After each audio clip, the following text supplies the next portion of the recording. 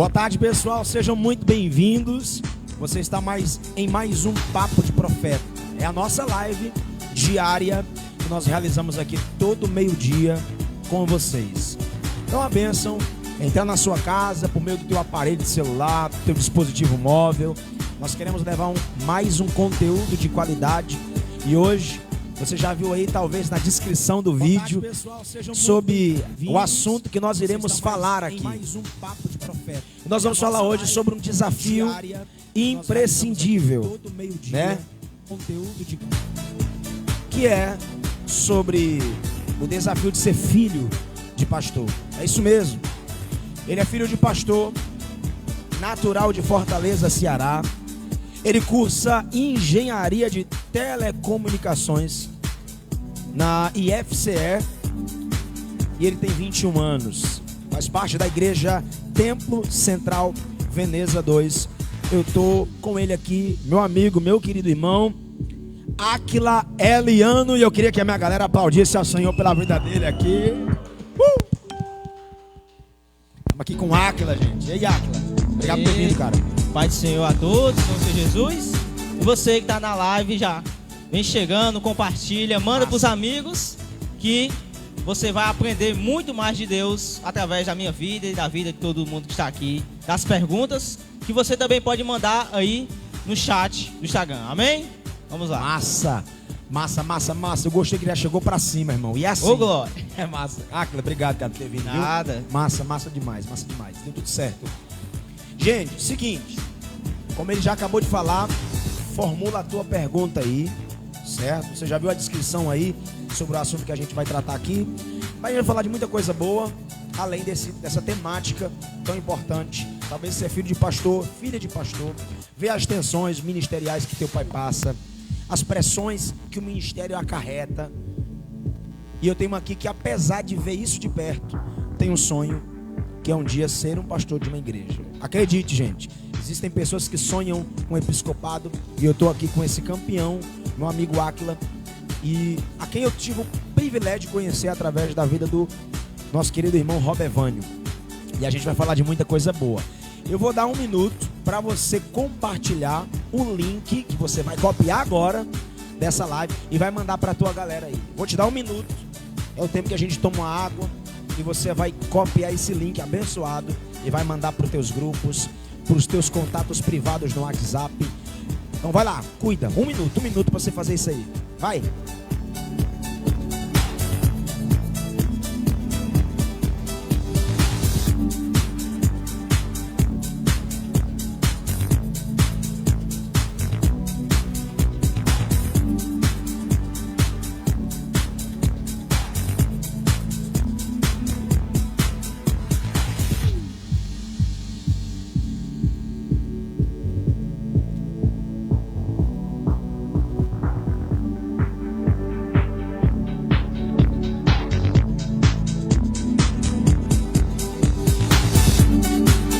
Bora, gente, vai.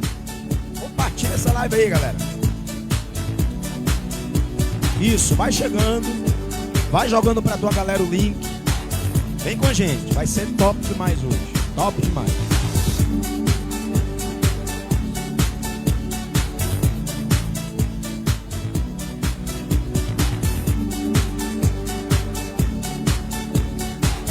Show. Sonoplastia, fica ligado. Tudo pronto? Tudo certo, Áquila? Que comecem os jogos. Pode começar. Ele tá compartilhando aqui com a galera dele também. E é isso aqui, gente. A live tem esse intercâmbio, onde a nossa audiência se encontra com a audiência do convidado, e há um encontro aqui de públicos. E é muito bom a gente ter esse intercâmbio, essa conexão que a rede social nos proporciona. Aleluia.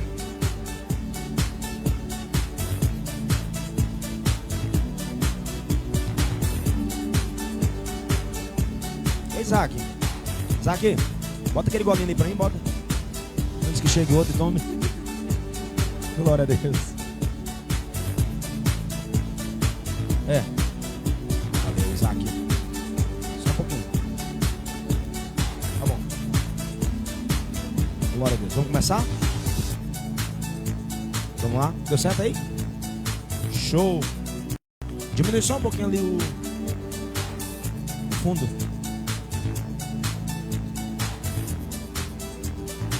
Vamos começar. Vamos começar da melhor forma. Áquila, queridão, primeiro, meu irmão, obrigado por ter vindo. Hoje eu estou muito à vontade porque a gente está aqui livre, sem os pedestais aqui, né? Estamos mais próximos aqui. Tá ligado aí? Tá ligado. Okay. Pronto. Cara, de antemão, obrigado por ter vindo mais uma vez. Igualmente. Me sinto muito honrado de te receber aqui. O espaço é simples, mas a gente faz isso tudo aqui com muito amor, a fim de levar um conteúdo bacana pra galera. Então, assim, primeira pergunta, Áquila. Cara, eu sei que você nasceu no berço evangélico, correto? Com certeza, sim.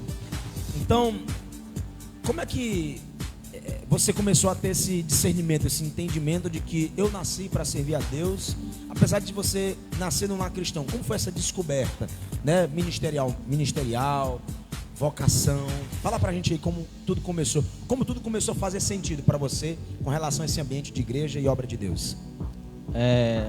Primeiramente, Pai do Senhor a todos. Uma boa pergunta. Começou na minha infância, quando um irmão, a gente gostava de ver o baterista tocando e a gente queria aprender a tocar bateria, né? Era eu, um colega meu e outros queriam aprender a tocar guitarra, tocar contrabaixo. E aí o irmão, que sabia um pouco de tudo, decidiu ensinar para nós o pouco que ele sabia. E aí foi aí que eu aprendi a tocar bateria, outro amigo meu também aprendeu a tocar bateria, outro foi pro contrabaixo, outro foi para guitarra. E aí nós formamos uma bandinha de criança, né, na igreja. A gente tocava no círculo de orações, né, quando o baterista não tava, qualquer oportunidade. Aquele hinozinho da EBD, a gente ia lá, tocava, né? E aí foi quando a gente percebeu que nós éramos chamados ali para trabalhar na obra, para estar ali, mesmo desde pequeno, tocando, porque a gente sempre ouviu que as crianças eram o futuro da igreja. E quando a gente viu, a gente estava tocando ali, a gente sabia que quando o tocador oficial faltasse, a gente, mesmo errando tudo, assumia, né? Podia assumir, né? Não podia deixar o culto parado, a gente tinha que realmente tocar. A obra não parava, né? Parava não, né? Era uma zoada feia, errando tudo. As irmãs erravam o hino também, a gente também. Mas foi indo e até hoje a gente tá aqui e a gente sabe que tudo aquilo não foi em vão. Glória a Deus. Então quer dizer que o começo foi assim, né, cara? Foi sim. Legal, muito massa, cara. Muito massa, muito massa. E assim, você sempre foi envolvido nesse ambiente de igreja? Como é? Você já passou por quantas igrejas assim, locais, o teu pastor dirigindo? Essa mudança, como é pra ti? Você já teve essa oportunidade de transicionar? Eu não sei, né? Alguns pastores são transferidos de igreja para outra congregação. Como é que foi para ter essa experiência de transicionar? Quando você está acostumado com o lugar, com a realidade, daqui a pouco teu pai é transferido e você tem que ir junto com ele e embarcar naquele novo desafio. Como é isso, cara? Pois é meio difícil porque a maioria dos seus amigos ficam naquela igreja, né? Ou quando ele não sai antes de você. Falei da banda que a gente tinha montado. Alguns, o guitarrista, foi o primeiro a sair da igreja. Ele mudou de igreja. Logo foi o filho do pastor, também mudou, porque o pastor mudou. E aí muitas crianças foram saindo, meus amigos meus foram saindo. Até que chegou uma hora que meu pai também saiu, né? Mudou de congregação. Certo. Foi transferido para outro lugar, né? Não, a gente mudou, porque ele não pastoreava na época. Ele só era obreiro na casa e do Senhor. E aí mudou de congregação, né? Foi para outra congregação. E quando a gente chegou lá, fizemos novos amigos, nova amizade. E pouco tempo depois, ele teve que assumir uma congregação que começou do zero. Legal, cara. Do zero. E como é que é isso, irmão? Pra tu que é filho de pastor, como é que tá nessa pegada de começar um trabalho do zero? Como é que tu enxerga isso?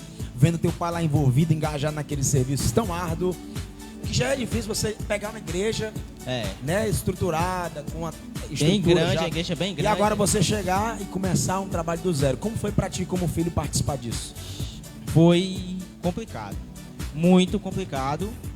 Porque a gente, quando chega numa igreja grande, a gente quer fazer alguma coisa. Aham. Mas praticamente todos os espaços já estão ocupados. Você geralmente fica na reserva.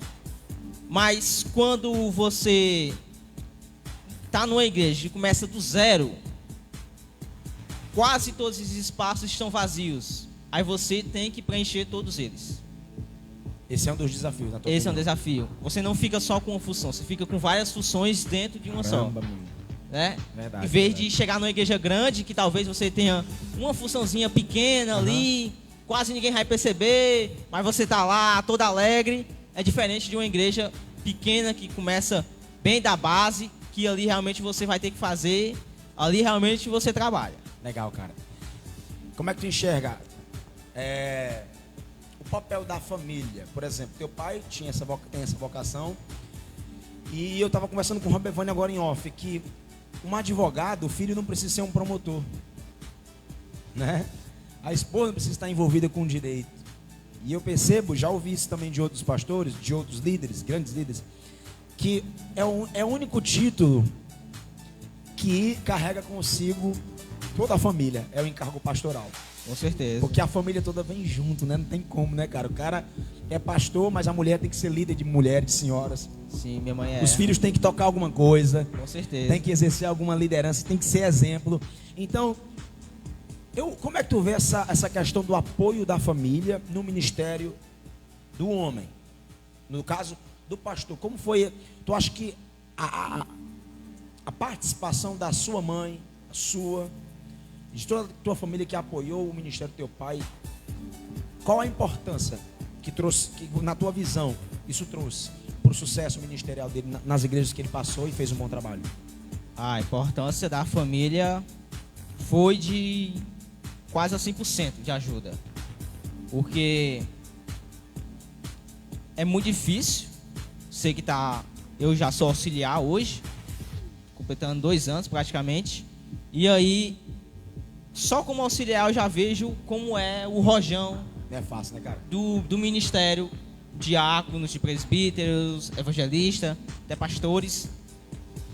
E a mulher, quando é a mulher de Deus, aquela mulher cheia do Espírito Santo, que faz o seu papel de auxiliadora, ela vai de todas as formas ajudar o marido, né? Porque ela ajuda o ministério do marido. Eu me lembro que quando meu pai ainda não era pastor, na congregação onde a gente era, onde eu cresci, ele foi por um bom tempo o líder de jovens. O líder de jovens não, o líder da família.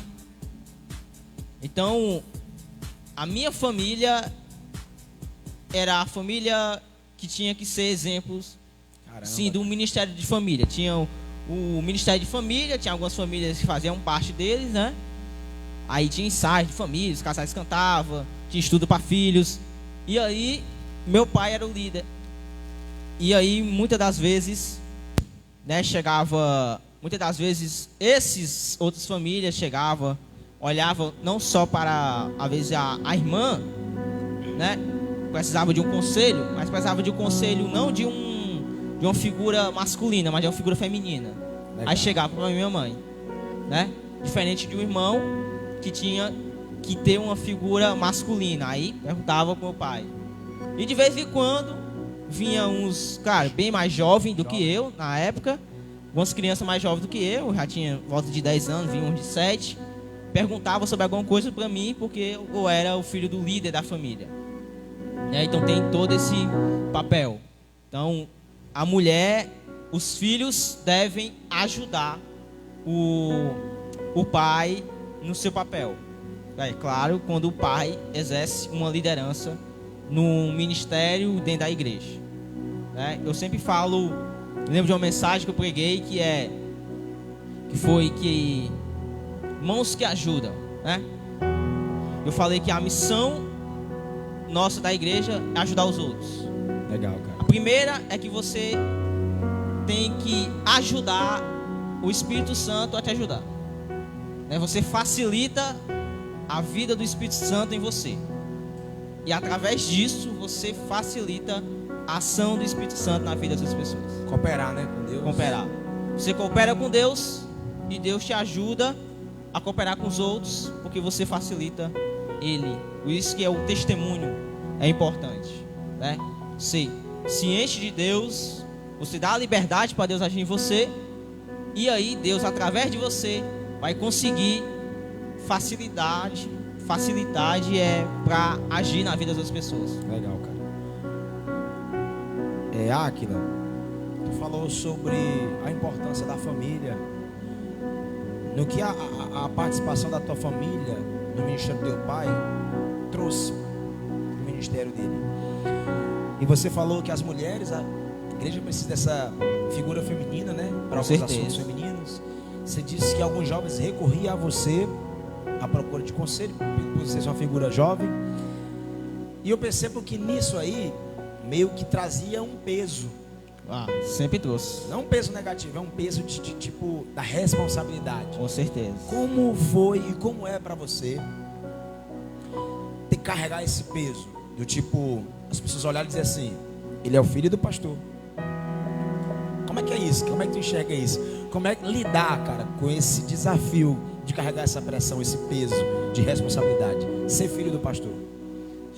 É muito difícil, porque as pessoas vão dizer assim, principalmente os jovens, né? Não, a gente pode fazer isso na igreja, não filho do pastor. Às vezes, algumas coisas acontecem, ou como acontece assim na pré-adolescência, às vezes o jovem é bem afoito, né? Sair fazendo aquelas paquerazinhas, né? Aí acaba dizendo assim, ó, aí diz assim, não pode chegar nos ouvidos do filho do pastor ou da filha do pastor, porque senão o pastor vai saber e vai acabar com tudo isso.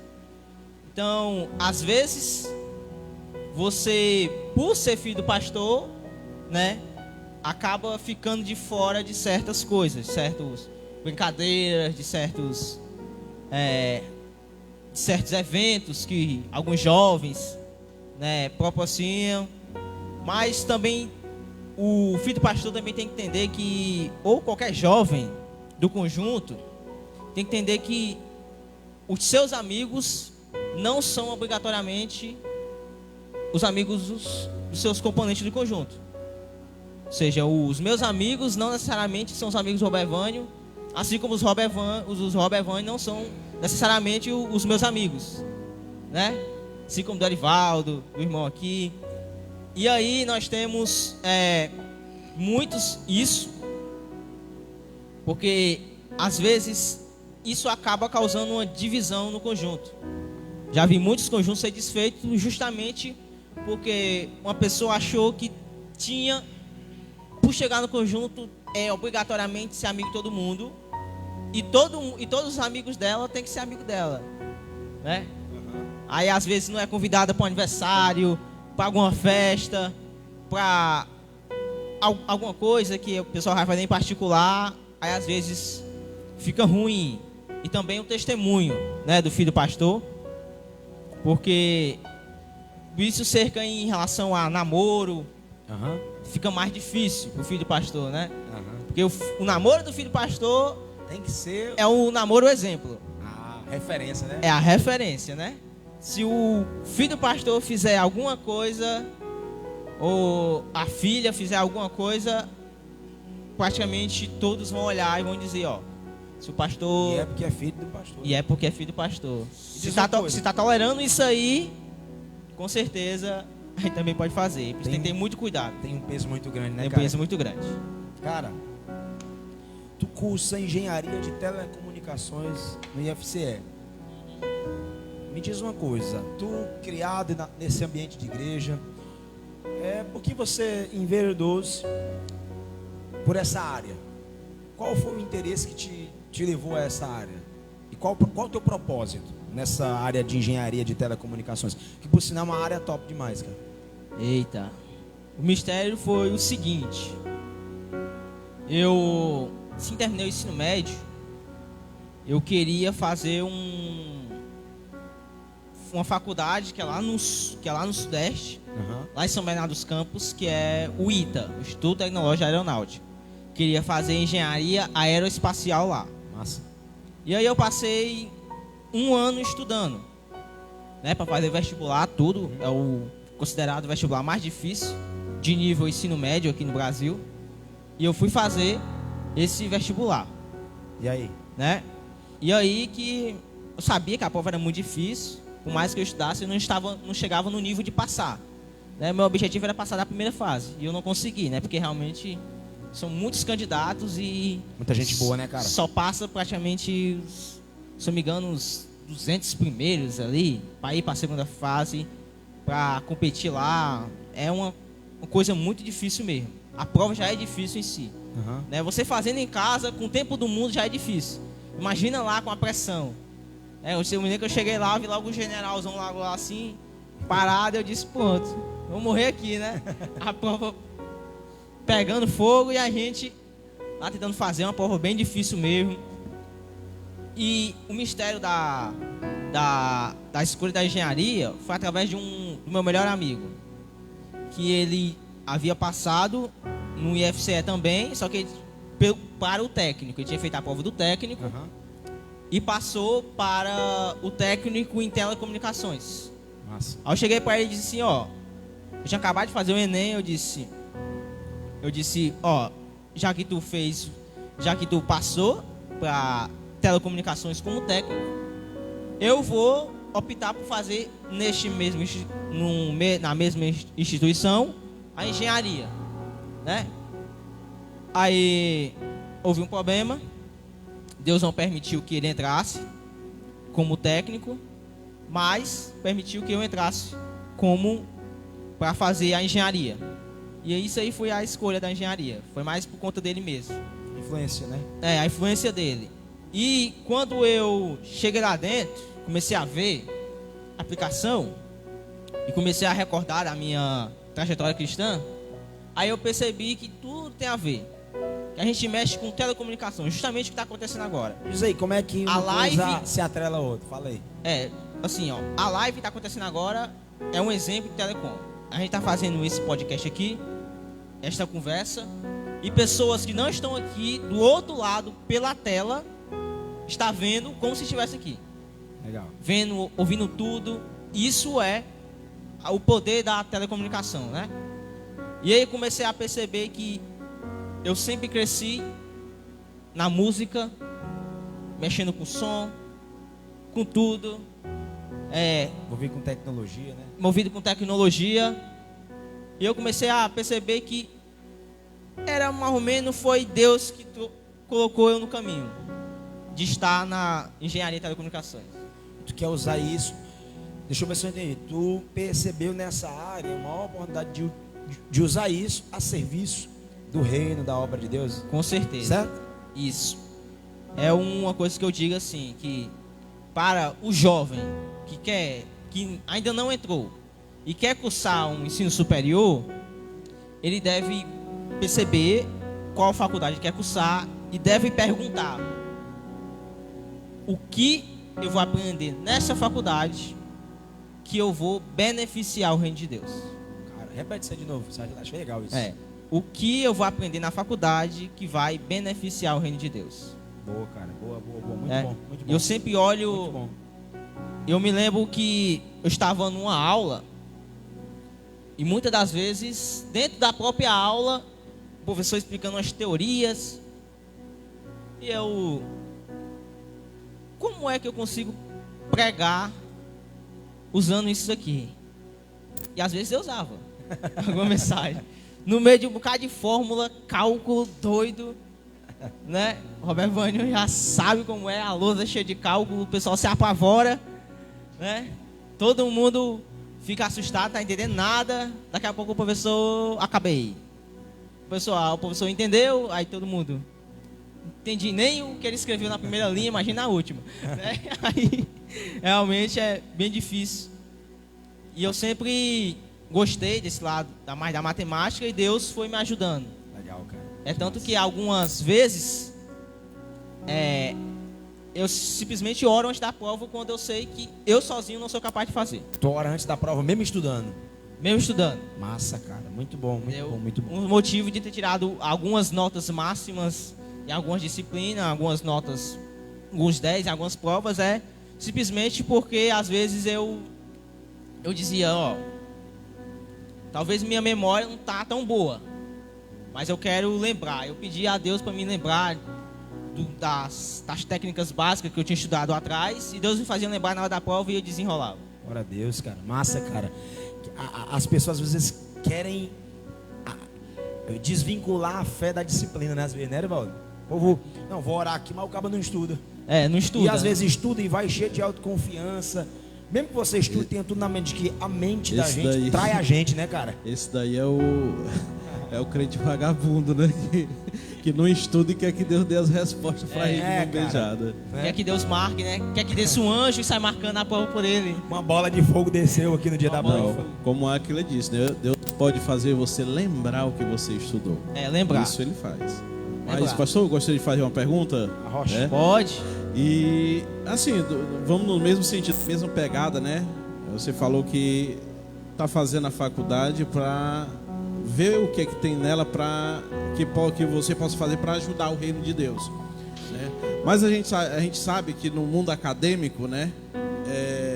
Se não vou generalizar, mas 95% do mundo acadêmico são povo que não acredita em Deus, que não crê em Deus, né? Uma parte militante, né? Não nas ciências tecnológicas como a qual você, é mais nas ciências humanas, né? Se não falha muito a minha memória, mas também nas ciências tecnológicas deve ter também alguns. Tem. Os ateus são mais da tecnologia. Isso. Aí eu gostaria de perguntar o seguinte, né?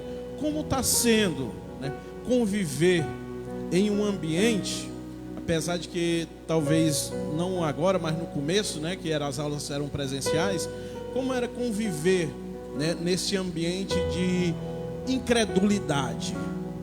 Boa. Viver num ambiente de incredulidade. Boa. Eu não me apavoro muito nesses ambientes, porque eu sempre cresci na igreja e sempre tive o exemplo de jovens que cresceram nesse ambiente. Nós temos o exemplo de Samuel, que cresceu da infância à juventude no meio de uma geração perversa, né? Os filhos de Eli fazendo atrocidades dentro da igreja, dentro do templo. José foi vendido para uma terra distante, outra cultura. Daniel também foi outro, Babilônia, justamente, né, com seus amigos, no meio da Babilônia, outra língua, outra cultura, mas não se deixou influenciar. Nossa. O que a gente vê muito na faculdade é jovens que entram e se deixam influenciar por aquilo. O que eu encontro lá muito na faculdade, às vezes, é pessoas que se afastaram da fé. Pessoas que oraram tanto, pediram tanto para entrar na faculdade. Aí Deus deu a oportunidade de ele cursar, de entrar. A primeira coisa que a pessoa faz é se desviar. Meu Deus, cara. Porque os amigos vão para uma festa no final de semana, mas na igreja dele tem um culto de jovem. Mas ele quer ir para a festa, porque senão ele vai ser excluído da rodinha. Ele quer ser aceito, né? Legal. Cara, eu percebo uma coisa. Me corrija se eu estiver errado. Eu percebo assim que tu entrou focado lá na... Focado, isso. Se entrar desfocado, você se perde todinho. Nossa. Tem que entrar focado. Quer fazer uma pergunta, Valdera? Robevane? Vai, Robevane Rocha. Tem que estar com propósito, na verdade, né? Massa, cara. Muito bom, muito bom. Aquila, eu cresci na periferia, né? E geralmente a gente tem alguns tabus.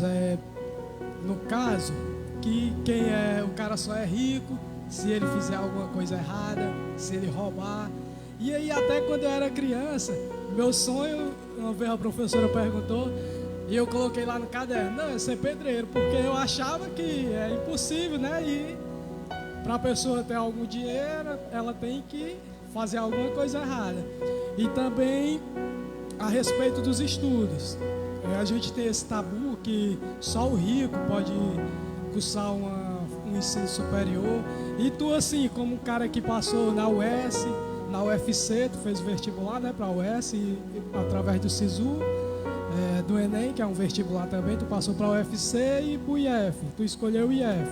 O que tu diria para essas pessoas que ainda têm na realidade, o preconceito, né, a respeito do ensino superior? O pessoal que mora assim em bairro como a gente, que não acredita que pode realizar esse sonho.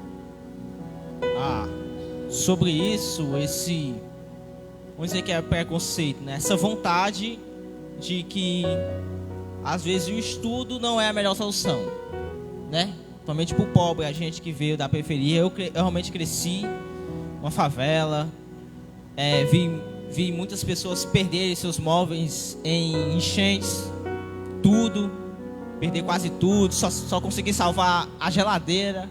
Já vi pessoas só conseguiram salvar a geladeira no enchente, né? E aí a gente cresce nesse mundo e a gente vai vendo que às vezes a pessoa tem as oportunidades. Eu sou um exemplo disso, porque eu cresci na favela, passei para a maioria dos problemas que a pessoa na favela passa, mas a diferença foi justamente o exemplo do meu pai e da minha mãe, a família. Porque muitas crianças crescem na favela, mas crescem só com a mãe. Aí às vezes a mãe tem que sair para trabalhar e os filhos ficam sozinhos. E o único exemplo que eles veem na favela é o tráfico, né? As crianças ficam na rua, passam o dia todo na rua. Aí, como o menino quer brincar o tempo todo, né? Começa a faltar aula, agasear aula, e repete as séries básicas, 1, 2, 3, 4, 5, e daqui a pouco não consegue nem sair de ensino fundamental, tampouco entrar no ensino médio. E aí meu pai sempre foi o exemplo, porque ele sempre dizia que o que ele sofre hoje, não dá, claro, tudo que ele quer para nós, foi porque ele não estudou. Aí ele sempre diz: eu vou fazer de tudo para que vocês tenham a oportunidade de estudar. E aí ele sempre foi o homem que apoiou os estudos. Sempre apoiou. Sempre apostou em vocês, né? Sempre apoiou. Você tem mais irmãos? Tenho 2 irmãs. 2 irmãs? Uma irmã mais velha e uma irmã mais nova. Cara, nesse período todo teu, eu percebo que tu é muito focado, cara. Isso é massa. Eu consigo ver tua vibração, teu alvo. Tu tem um alvo, entendeu? Com certeza. Tu sabe o que é? Isso é massa, cara. Me diz uma coisa. Nesse teu foco, nesse teu alvo, com certeza eu acho que tu já se deparou com pessoas querendo limitar você. Sim. Às vezes até porque o Robevani pontuou um negócio legal, mano. Tem gente às vezes que, porque mora num lugar assim simples, acha que não pode ousar, estudar, almejar, sabe? Isso. Um lugar, sabe, de destaque no estudo, seja profissionalmente falando. Então, você já lidou com isso? Teve de lidar com isso, cara? Com as limitações, com gente dizendo que você não pode, isso não é pra você? Já? Já, muitas vezes. Como foi a tua reação com relação a isso? É difícil, às vezes. Mas eu me lembro de um episódio que aconteceu, que foi na segunda fase da UES. Né? Eu estava na segunda fase, eu estava fazendo prestando vestibular para licenciatura em matemática lá na UES. E aí eu me lembro que na fila, nós entrando na fila para ir para as salas, né? Porque estava chovendo e nesse dia, se não me engano, era o domingo de manhã, estava chovendo forte. E aí, como a gente tinha que ficar do lado de fora da instituição, da faculdade, da universidade, eles colocaram nós para dentro, que é para todo mundo se proteger, né, da chuva. E aí que eu tive a oportunidade de encontrar um que estava prestando também para matemática e outro que estava para biologia, né? Se não me engano era biologia, ele estava tentando cursar, ou era para enfermagem. Um desses dois. E aí teve uma fala muito bonita que ele disse para mim assim: olha para todo mundo que está ao nosso redor. A gente olhou. Quem falou isso para ti? o jovem que estava indo para cursar ou era biologia ou era enfermagem. Eu acho que era enfermagem. Beleza. Ele pegou e disse assim. Ele pegou e olhou e disse assim: olha para todo mundo que está à sua volta. A gente deu uma olhada assim. Ele disse: tá, o que é que tem? Aí disse: todo mundo que está aqui é campeão. Porque todo mundo que está aqui passou da primeira fase. Legal. Porque, se eu não me engano, na primeira fase só passava os 120 primeiros, né? Ou seja, não importava. Se tinha 10 mil candidatos, só passava os 120 primeiros. Eu olhei assim: todo mundo aqui é campeão.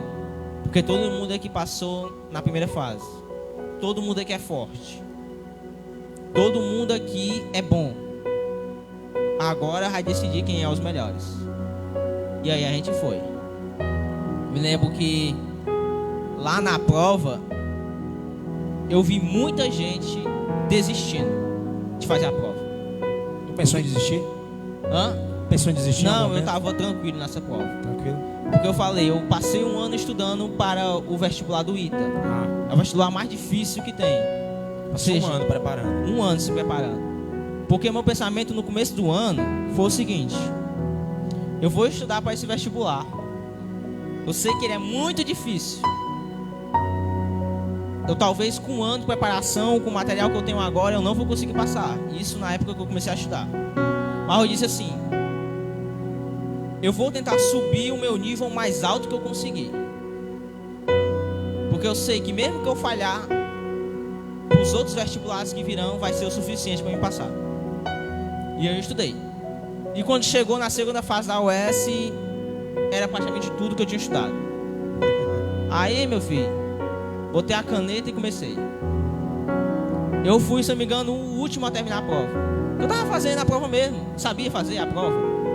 Eu vi pessoas desistindo, abrindo a prova, olhava. Eu vi uma menina chorando. Eu acho que se decepcionando.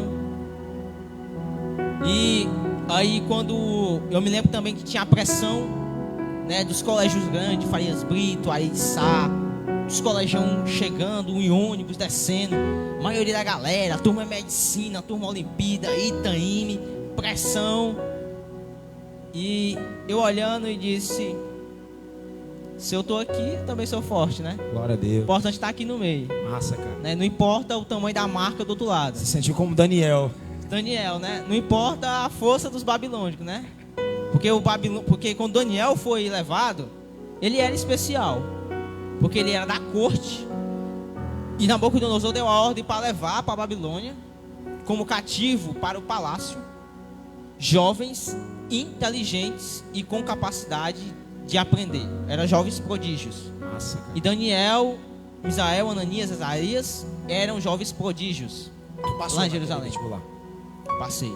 Eu me lembro que eu saí da prova. Meu pai perguntou: como foi o vestibular? E eu disse: eu passei. Mesmo sem saber o resultado, eu disse: eu me garanti. Sabe por quê? Porque eu me lembro que eu prestei atenção em uma menina que estava conversando lá de fora. Eu tinha lido o edital, toda a prova.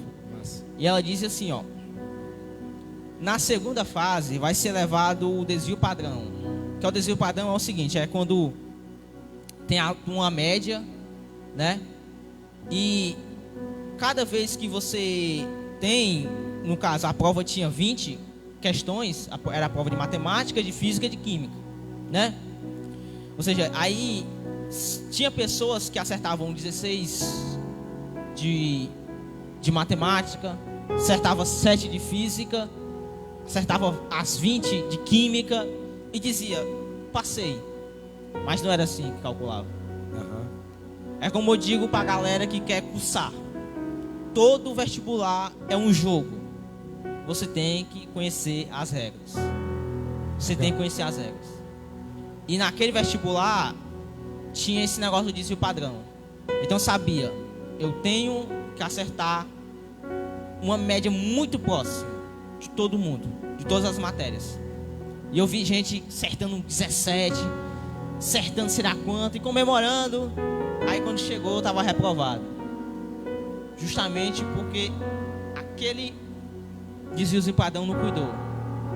E é muitas das vezes a gente tem que trazer isso para a nossa vida, né? Porque às vezes a gente quer fazer muitas coisas. A gente quer ser a gente se preocupa muito com alguma coisa específica, quer tirar 10 lá, mas enquanto a gente despreza outras. E quando realmente a vida botar tudo na mesma conta, aí o bicho pega. Tem uma visão completa, né? Se quiser fazer, se quiser ser bom, seja bom em tudo. Né? Tudo que o cara for fazer, tem que fazer bem feito, né? Tem que fazer bem feito. Esse negócio de vestibular tem que prestar bastante atenção. Você vai dar um corte bom, ó. Ele falou que vestibular é um jogo. E tem que conhecer as regras. Massa. Tem que conhecer as regras, né? Vai, Baldo. Rapaz, a conversa tá interessante, né? Massa, cara. Tá muito boa. Na faculdade, né, de engenharia de telecomunicações, né, é uma pergunta um pouco pessoal, né? Pode? Pode. Tá certo. Então vamos lá, né? Uma pergunta um pouco pessoal. Você falou aí um pouco sobre, né, eu perguntei na última pergunta sobre como é, né, viver naquele ambiente de incredulidade, né, acadêmico, né, que tem em si. E como foi para você que conheceu o Robervânio lá na faculdade de engenharia de telecomunicações? Aí, e o que isso tem te ajudado? Essa amizade. Massa. Você já se conhecia, não, né? Não, a gente se conheceu na faculdade. E o que essa amizade tem te ajudado na faculdade, de um modo geral? Muito. Né? Porque eu me lembro da primeira vez eu fui de ônibus. Eu fiquei meio injuriado porque dentro do ônibus eu sujei minha camisa. Sujei minha camisa dentro do ônibus. Eu fui com um colega meu. E a gente foi. Ele já estudava lá no IFCE. Hoje, inclusivamente, também ele faz engenharia, telecomunicações, passou. Faz. E aí ele levou e dentro do ônibus eu acabei me sujando. E quando eu cheguei lá para fazer, né, a apresentação, a turma, os 40, né, que tinha passado, lembro que teve uma roda lá, a galera fazendo os trotes, né, as brincadeiras. Aí eu não fui pra roda, né, o Robert Van também não foi, e outros também não foram, mas por timidez. Mas aí quando a gente tava saindo, né, acabei me deparando com o Robert Vânio. E aí o Robert Vânio perguntou onde é que eu morava. Aí eu disse, eu moro no Genibaú. Aí por coincidência ele também disse, eu moro no Genibaú, né? Aí ele pegou, tava de moto e disse, não, vamos, então amanhã tu traz o capacete que a gente vem de moto, a gente vai de moto. Foi aí que começou, né? E aí começou a vir as matérias difíceis. E como eu tenho alguma habilidade, né, mais na parte de matemática, aí foi que as amizades começaram, né? E tem sempre aquele negócio que você tem que ter. Você tem que ter os melhores amigos. Seja na faculdade, seja no colégio. Você precisa se adequar ou se encaixar no grupo dos melhores. A galera que quer alguma coisa na vida. Massa. Eu comecei a aprender isso lá no meu 6º ano. Quando eu cheguei no 6º ano, né? E aí eu sempre me gabava, né? Dizendo, eu não fico de recuperação, eu tiro no mínimo 7 em tudo. Aí teve outro lá, aí cheguei, bati de frente com dois irmãos, aí disseram, 7? Tua média é 7? Aí eu disse, é. Aí eles disseram, a minha média é 10. Aí eu, eita. Eu não acreditei não. Fizemos a primeira prova. Eu continuei, né? Passei em tudo, tive minha médiazinha de 7, média deles, 10 em tudo. Aí foi que eu disse, tá bom, vou chegar nesses caras pra aprender com eles. Foi aí que eu peguei uma grande amizade com eles. E aí eles me ensinaram as técnicas de aprender, tudo. E realmente a gente cresceu.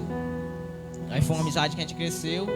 Aí no ensino médio, a gente foi pro mesmo colégio, mas só que a gente caiu em turmas diferentes. Como é que tu enxerga o ensino fundamental hoje? O método do ensino brasileiro. O método do ensino brasileiro. Hoje está mais fácil do que antigamente, porque a gente tem a internet. Né? A gente tem muitos professores ensinando os vídeos, né, de algumas matérias. Tem alguma crítica tua assim com relação à educação brasileira? Tenho, com certeza. Principalmente, é mais acerca do ensino médio, daqui a pouco a gente chega lá. Só que o ensino fundamental, a gente vê que os professores, o colégio, por ter uma meta de aprovação, eles acabam empurrando muito o aluno, por causa dessa meta. Eles têm que atingir a meta de aprovação, né, para manter a escola, para continuar indo verba. E acaba empurrando muito, vai. Não estimula o conhecimento, né? Não estimula tanto o conhecimento como deveria. Até também por causa da estrutura dos colégios, às vezes, né? Os colégios não têm a condição de dar. E também por causa também dos alunos também. Às vezes os alunos atrapalham muito. Às vezes eu me lembro que eu conheci muitos professores bons que queriam realmente ensinar, estavam dedicando, passavam realmente tarefas muito boas, mas só que a turma não ajudava. Então antes Tem esses dois extremos, né, aí, né? Então antes da gente querer realmente tacar o cacete no governo, na educação, os alunos devem primeiramente Priorizar se autoavaliar para dizer o que é que eu estou contribuindo para que a educação esteja avançando. Perfeito, cara. Porque o professor já está com a vida feita, ele já conseguiu o que ele queria. Já chegou lá. Agora os alunos que vão caminho, rebolar, né? Né, Os alunos que vão aprender. O professor já chegou lá, ele tá te ensinando, né? Ele tá mostrando o caminho, tá te ensinando. Agora, os alunos que estão aprendendo, é eles que devem, se eles quiserem aprender algo mais, eles dizem, professor, faz uma aula extra, tenta procurar uma nova metodologia de ensino, passa mais atividade, né? Que nem uma vez a gente me lembrou uma vez o Robert Vane pediu uma atividade para ele, foi alguma lista de exercícios só para ele resolver, né?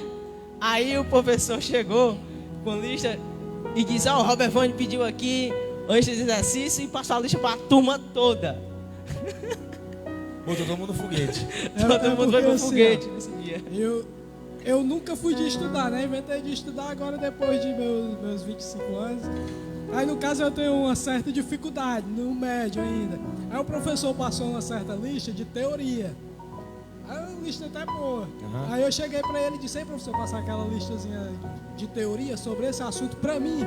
Aí ele pegou e chegou com uma lista que não tinha nada a ver de teoria, um cálculo lá e várias questões, acho que umas 20 questões, né, Araca? Aí pronto, aí a turma, Robert Vane! Bota a culpa todo dia no Robert Vane nesse dia. E aí, como foi? E aí que teve que fazer a lista. Botou todo mundo no straight, foi? Todo mundo estreito, todo mundo querendo sair cedo, lá de uma lista zona monstra pra gente resolver. Parabéns, Robert Vane. Você contribuiu para o avanço. Para o avanço, né? Aí, cerca do ensino fundamental, aí realmente tem grande dificuldade. Porque o ensino fundamental é a base. Querendo ou não, é a base. O ensino médio, você revisa muita coisa. Você aprende coisa nova. É fundamental, né? Mas só que você tem que... Você está sempre... Os professores estão sempre falando, você aprendeu isso lá na 7ª série. Você aprendeu isso lá na 6ª, lá na 5ª, lá não sei o quê. Né? Ele vai dizendo. Você deveria saber isso desde a série tal. Ele vai dizendo isso, o professor vai dizendo. Aí o aluno, aí aquele aluno que brincou, que não prestou atenção na aula, ele vai dizer, eu deveria ter feito o meu 5º ano melhor, deveria ter feito o meu 6º ano melhor. Isso é tipo meu do ensino médio, né? Os professores sempre, rapaz, isso aqui tu devia ter aprendido no ensino fundamental, no 6º ano. Melhor estar aprendendo, é que às vezes chega uma matéria que ela vai ser muito difícil se você não souber aquilo, né? Aí o que vai acontecer? Aquele negócio difícil vai ser ministrado. Não importa, chegou o tempo. Ele fala como se você tivesse com tudo. Chegou o tempo de aprender aquilo ali. É o tempo de aprender aquilo ali. É o tempo de plantar aquele conteúdo. Mas aí você vai ter que ter precisado colhido um conteúdo antes. Aí você não plantou antes. Aí o trabalho é dobrado, né? O cara vai acessar aquilo que já aí você vai ter que plantar o que era para ter plantado antes. Vai esperar colher para depois tentar entender o que já está sendo plantado faz tempo. Legal, cara. Legal. Entendeu? Assim, cara,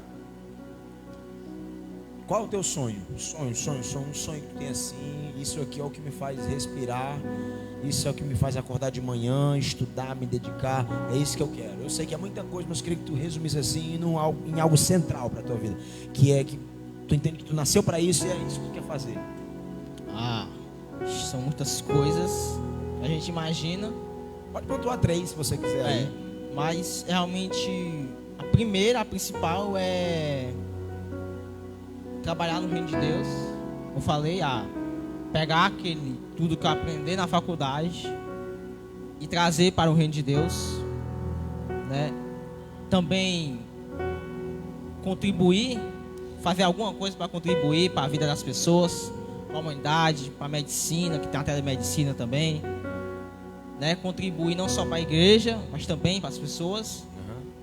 E aí vem para a minha família também, né? Minha futura família, eu dar a tranquilidade para estudar, que meu pai me deu um pouco, né? Quero dar mais tranquilidade para meus filhos, assim, dizer assim: meus filhos, quer aprender esse conteúdo? Ponto, eu compro todos os livros que você precisa, né?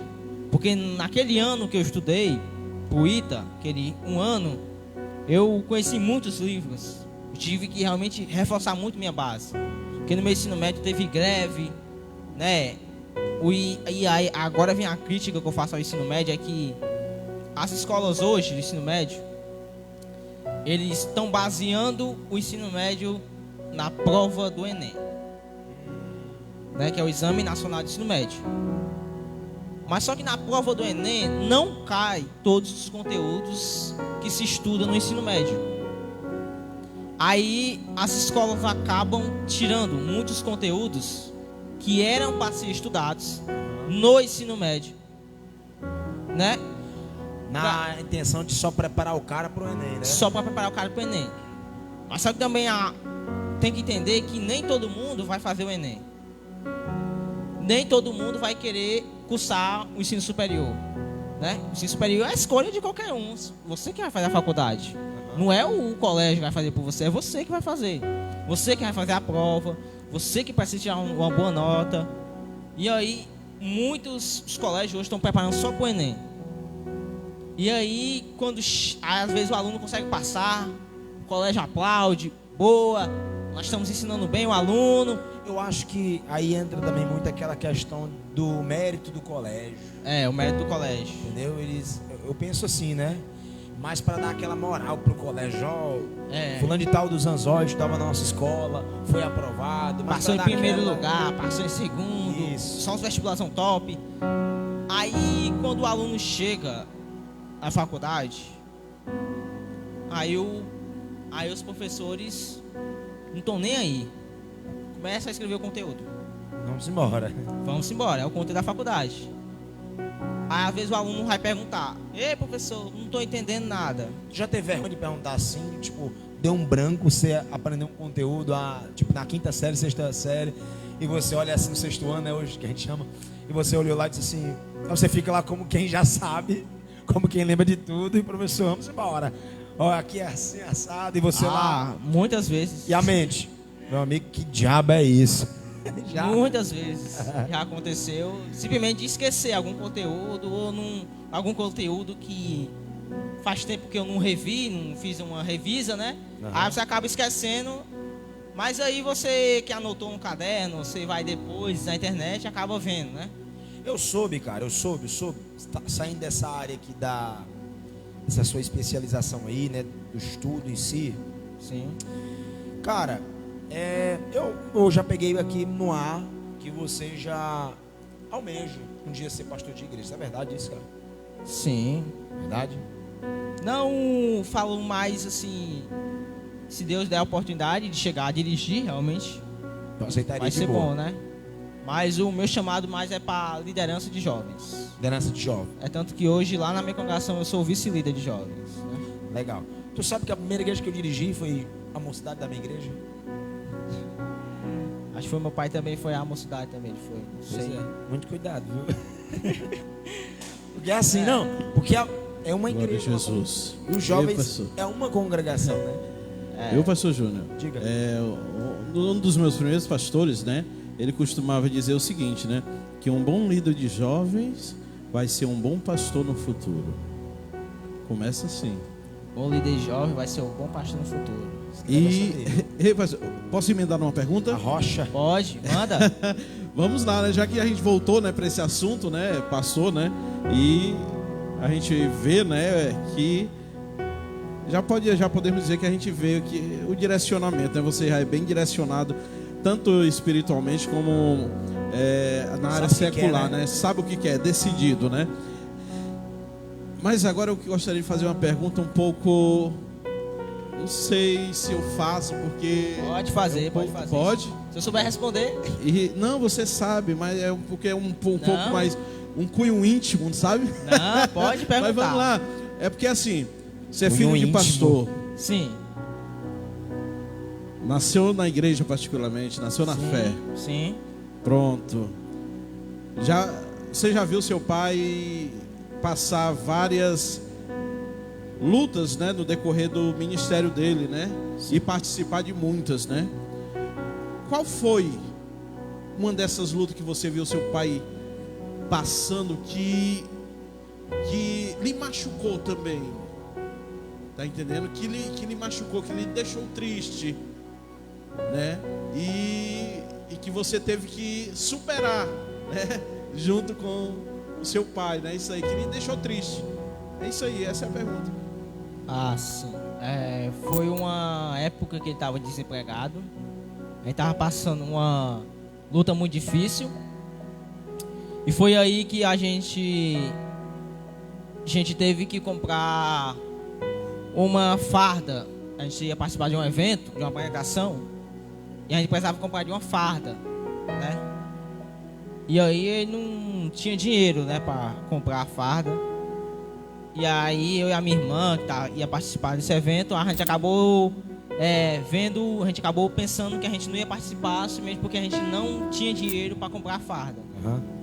No caso era uma bata de coreografia que a gente ia fazer. Foi um evento lá no Paulo Sarazate, que a gente teve que fazer lá. E aí, até que veio, né, a ajuda, Deus usou o irmão que contribuiu, ajudou, pagou a farda para nós. Realmente foi aí um dos momentos que eu realmente fiquei triste, porque eu pensei que não ia fazer a apresentação, né? E aconteceu poucos anos depois também, uma farda de um conjunto também, que realmente teve muita dificuldade para comprar a farda do conjunto, né? E aí realmente é muito difícil, assim.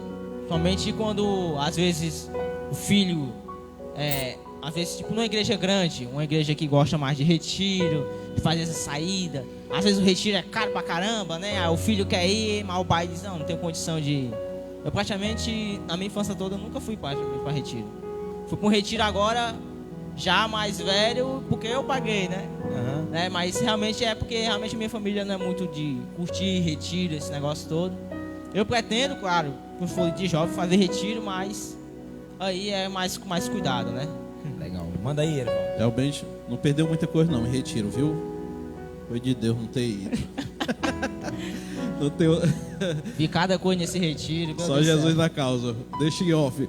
Varão, Áquila, me conta aí, ó.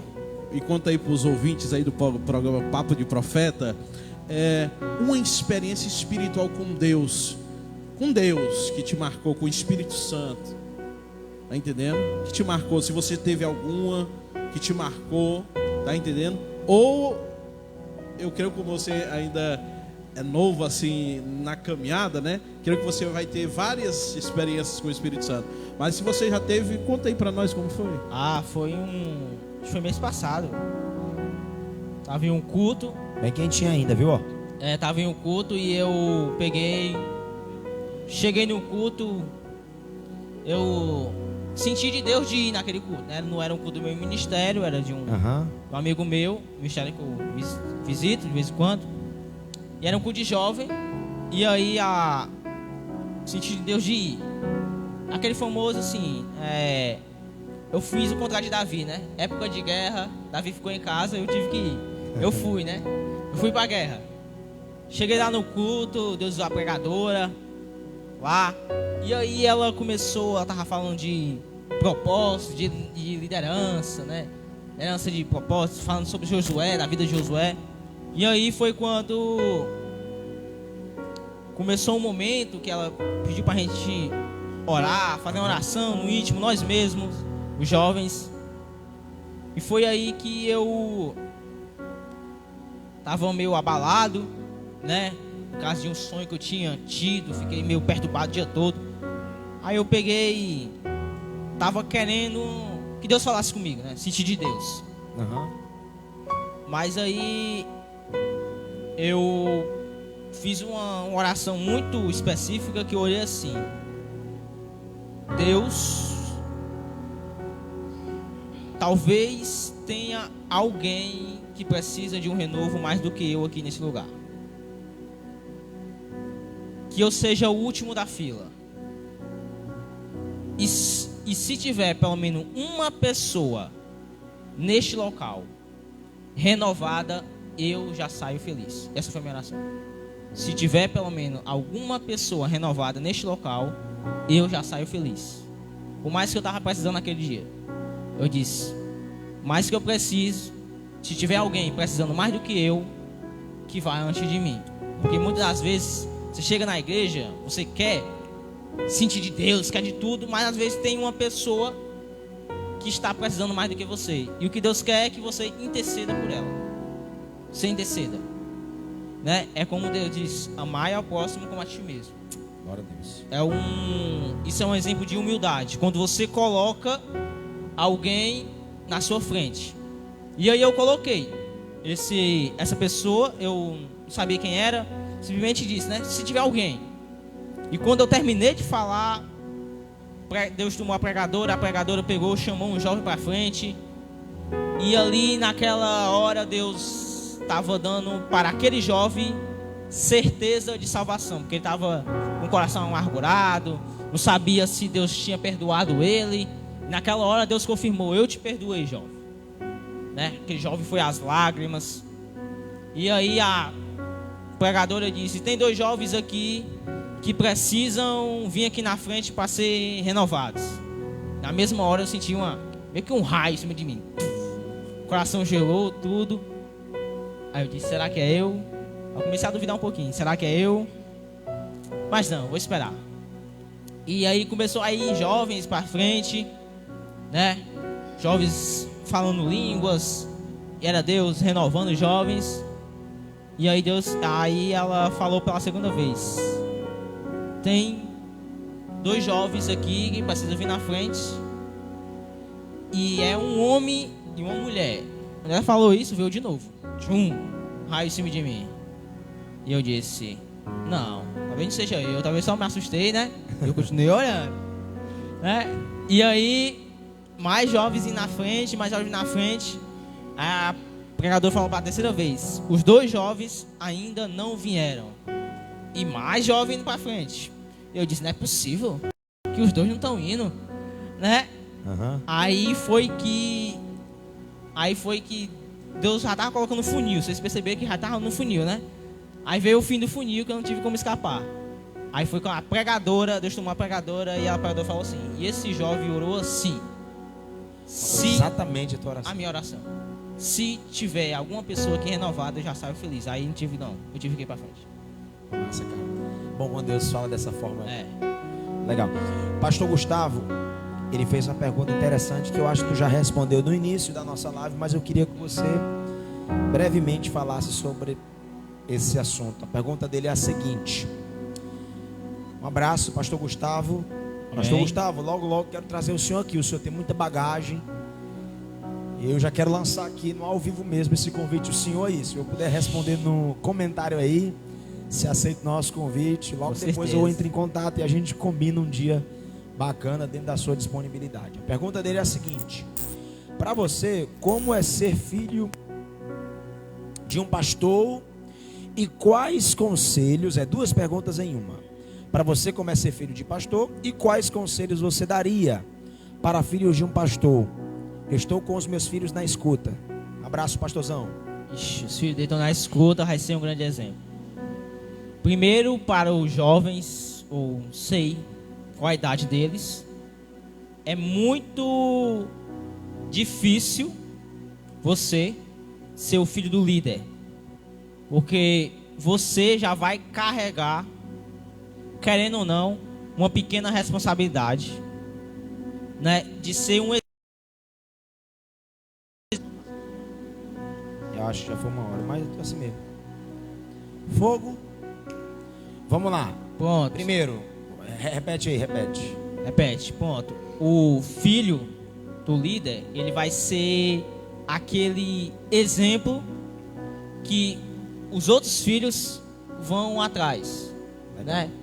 Ou seja, quem é filho vai olhar para você, filho de um obreiro, filho de uma irmã, filho diácono, seja quem for, até mesmo quem não tem uns pais na igreja, ele vai olhar para você e vai querer que você seja um exemplo na vida dele, primeiramente.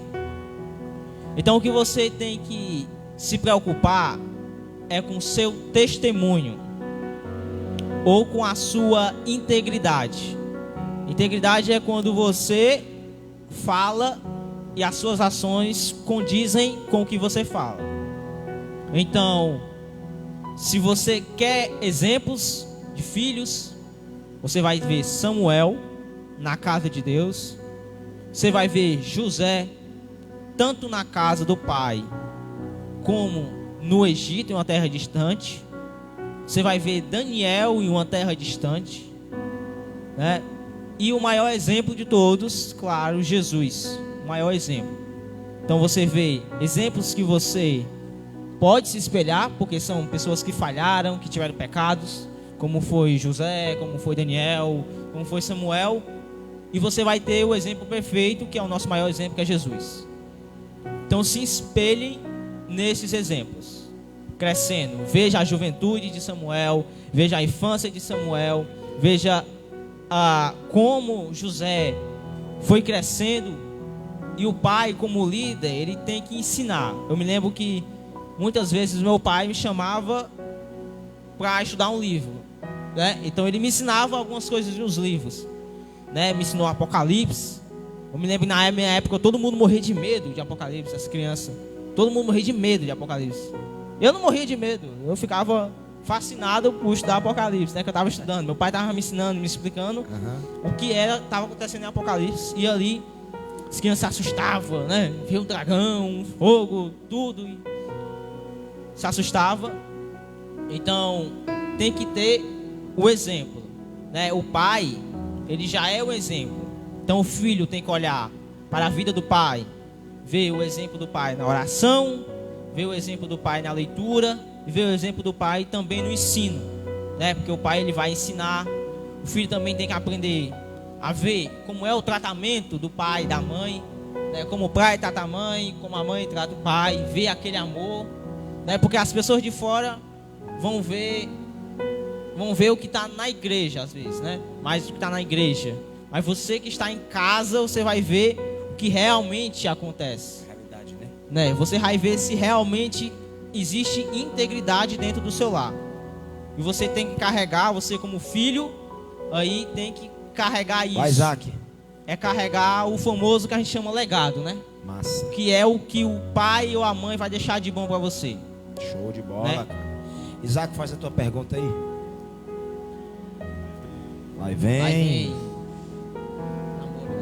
Calma, não é sobre namoro. Fala pertinho do microfone, pai. Fala. Ixi, meu bebê é covarde. Aumentou o fundo para ninguém ouvir o Isaac, mano. Ei, aqui. Eu quero te fazer uma pergunta. O que tu dá um conselho para nós jovens? Conselho para nós jovens. Qualquer conselho Conselho para vocês jovens. Mas qual aspecto, Isaac, assim? de evangelismo. Evangelismo. Ó, que nem eu falei antes, né? Fala a verdade, macho. Não, que nem eu falei antes. Brincadeira. Evangelizar, não varoar, né? Como se chama. Como é? É evangelizar, não varoar, né? Que o pessoal... Não é varoar, é evangelizar. Que o pessoal às vezes vai só pra varoar, né? Falta ali, né? Não, eu tinha um irmão. Entre em contato, aqui ó. Na igreja tal, entre em contato com esse número, é o número dele lá no WhatsApp. Ei! Ei! Não tem irmão, duvido não. É arriscar ter irmão que em vez de botar o endereço da igreja e o número no folheto, botar o zap dele, né? É, bota o zap dele lá no final do... E ele dizia assim, varou, Jesus te ama e eu também. Ponto, cerca do evangelismo. O teu maior exemplo de evangelismo é a sua vida. como eu tinha falado antes, né? Tua maior missão é facilitar a vida das pessoas. Uau, muito bom. Com o quê? Com a ação do Espírito Santo em você, né? Tornar as coisas mais leves, né, cara? É uma mensagem que eu estou preparando. Claro que depois tiver a oportunidade. Vai pregar aqui. Ponto. Aí você tem que fazer o seguinte: você tem que primeiro facilitar, né? Você primeiro facilita a ação de Deus em você. Porque quando você facilita a ação de Deus em você, você se reveste do amor, né? Do fruto do Espírito Santo. E aí, como você facilita a ação de Deus em você, vai ser mais fácil Deus te usar na vida das pessoas. Porque a sua vida é um exemplo. Então, quando você facilita a vida do Espírito Santo em você, você automaticamente está facilitando a vida do Espírito Santo Chegou uma nas outras pergunta pessoas. aqui muito massa, muito Eita, massa. lá vem. Olha só. Misael Fernandes, conhece? Sim, meu melhor amigo. Vou justamente dar a telecom aqui. Misael, Lá vem. cara, obrigado pela participação. Seja bem-vindo, meu irmão, viu? Uma alegria te conhecer. Olha a pergunta que ele fez, achei interessantíssima. O que é que ele fez aqui, Erivaldo? Existe uma certa perseguição no conjunto de jovens. Eita. Quando você é o filho do pastor? Perseguição, Existe? um pouco. Já passou por isso já? Já passou por isso? Alguém te perseguindo porque tu é o filho do pastor? Enchendo teu saco? Já, às vezes, já. Somente quando... Porque às vezes... Como falei, né? Você tem que ser o exemplo.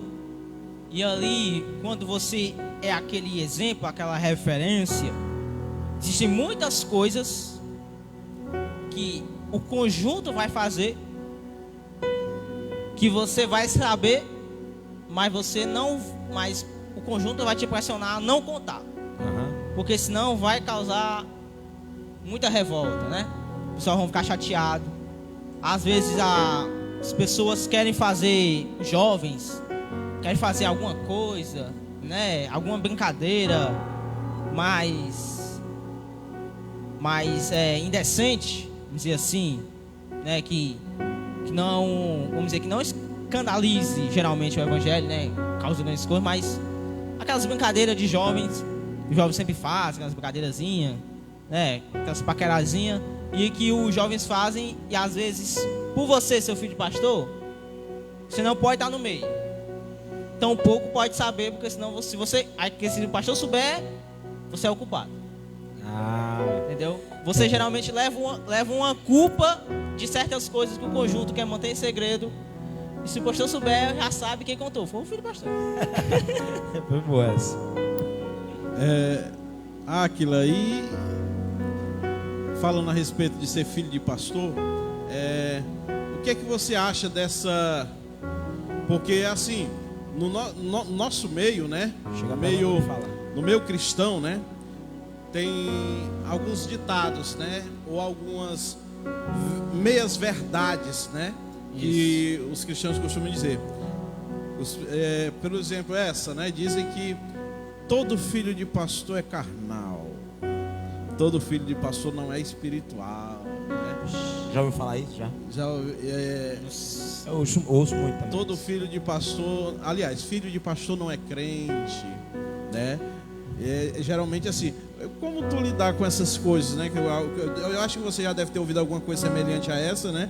E como é que você lida aí com essas afirmações que não são toda a verdade, né? Não são toda a verdade, né? Porque muitas das vezes é como a gente costuma dizer, né? A gente tem que andar com ele para saber se realmente é ou não é, né? Eu escutava muito, era assim. E é porque é filho de crente. Era assim que eu escutava, né? Que às vezes a gente brigava na rua, né? Com um menino briga, né? Porque a galera acha que o cara é filho de pastor e acha que o cara é um ET, é um zumbi, é um cara, não é ser humano. Não é ser humano, um anjo, né? Não é ser humano, é um anjo. Às vezes assim, na rua, às vezes alguém empurrava, batia. Aí, pô, você ser filho de crente, né? Tem que dar alta face, né? Mas não, a gente pegava uma pedra, um pedaço de pau e revidava também. Né? O povo escandaliza porque acha que o cara é filho de pastor, é crente. Gente, existe uma diferença de ser humilde e de ser passivo. Não tem nada a ver de ser passivo, né? Não, cara? é porque o povo a gente pensa, só porque ser crente você é obrigado a apanhar, né? Não, tem crente que é lutador, meu irmão. Vai mexer com ele pra ver se vê o que acontece. Né? Se não vai ele, vai o pitbull dele pra cima de você. Então realmente aí, às vezes eu via muito isso quando era criança, né? Quando brigava, vem na rua, às vezes a gente xingava, aí às vezes você não segurava a língua, soltava um palavrão de vez em quando. Aí você escandalizava, né? É porque é filho de crente, deu esse palavrão aqui. Aí realmente é isso que a gente escuta, né?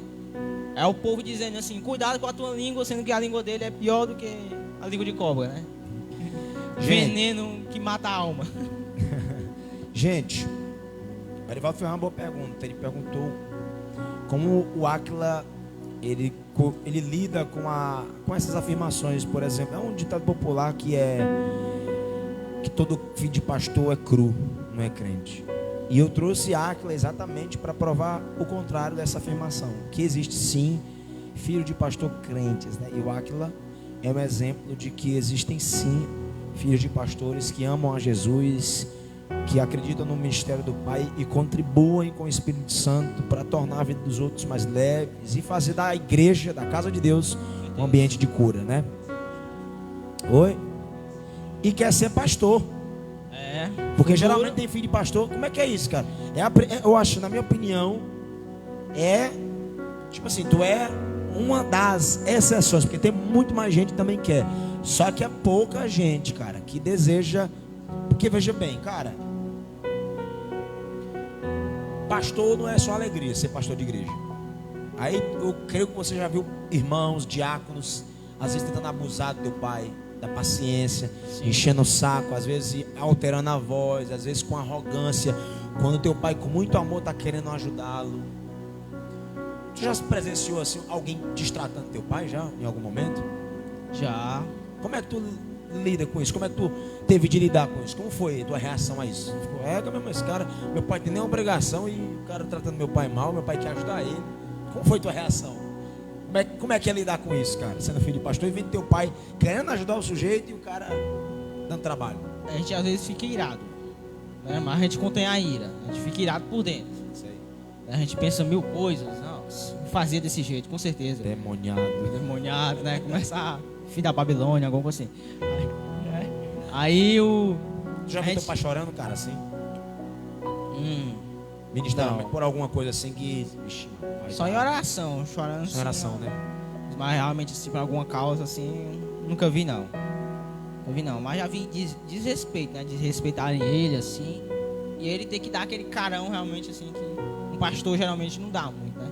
Uhum. Aquele carão, mais ou menos, assim, de líder mesmo, assim, cala a boca. Mas é osso, cara.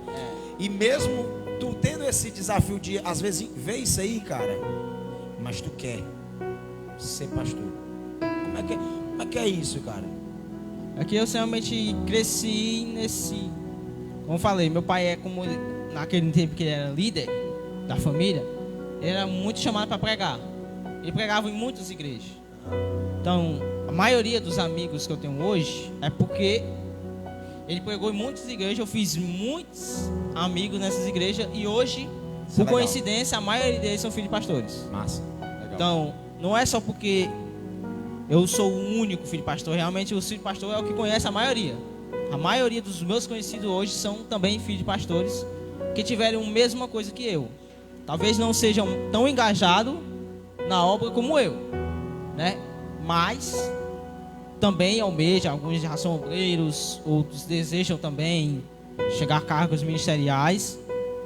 E aí, a gente também como filho de pastor, a gente também escolhe as amizades, né? Porque o filho de pastor, o pastor ele sempre dá aquele exemplo, ou o pastor ele sempre tem, quando ele não sabe às vezes um assunto, ele vai chamar alguém que conhece, alguém experiente, né? E aí a gente começa a pegar esse exemplo de se apoiar em pessoas experientes também. Massa. Bebê, É. tem mais alguma pergunta aí, bebê? Manda bala, bebê. Fazer um aqui que o Isaac tá doido pra fazer. Boa. Vixe, Eita. Ei, lá vem. enquanto a namorada... assim, Muda a às música aí, vezes muda a música, bebê. tu Ele vai mudar a música, aí tu faz a pergunta. Eita, cara. Vida Mudar a sentimental. Vida sentimental, é agora. Hashtag vida sentimental. Eita, glória a Deus. Essa daqui. Agora começam as aulas. Que comecem os jogos. E comecem os jogos.